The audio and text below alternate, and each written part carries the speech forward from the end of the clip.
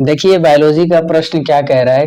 कह रहा है कि दो पादप हार्मोन्स का नाम लिखे और उनके एक एक कार्यों को लिखना है।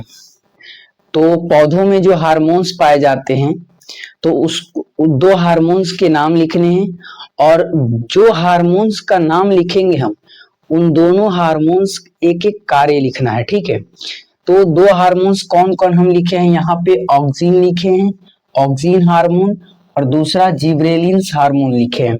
इसके अलावा भी बहुत हार्मोन्स होते हैं, जैसे साइटोकाइनिन होता है, एब्सिसिक एसिड होता है, एथिलीन होता है, बट दो पूछा है तो हम यहाँ पे दो लिखे हैं।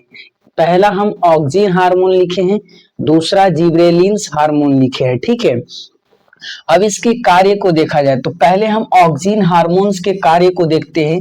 तो ऑक्सिन हार्मोन्स का कार्य क्या होता है, तो ऑक्सिन हार्मोन्स का कार्य ये होता है कि ये पौधों की लंबाई को बढ़ाता है, यानी ये पौधों की लंबाई को बढ़ाता है। और ये जो ऑक्सिन हार्मोन है ये कहाँ पे पाया जाता है, तो ये पौधों के शीर्ष भाग में पाया जाता है, यानी पौधों के ऊपरी भाग में पाया जाता है। ये इसलिए ये पौधों की लंबाई को बढ़ाने का कार्य करता है। तो आप लोग एक लिख दीजिएगा कि ये ऑक्सिन हार्मोन पौधों की लंबाई को बढ़ाता है।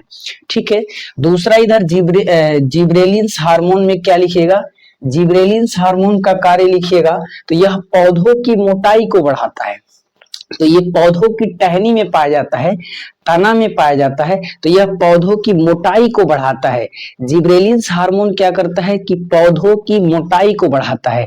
तो ऐसे क्वेश्चन, ये लघु उत्तरीय प्रश्न है और ऐसे क्वेश्चन अगर पूछे तो आप लोग ऐसे ही सटीक आंसर दीजिएगा।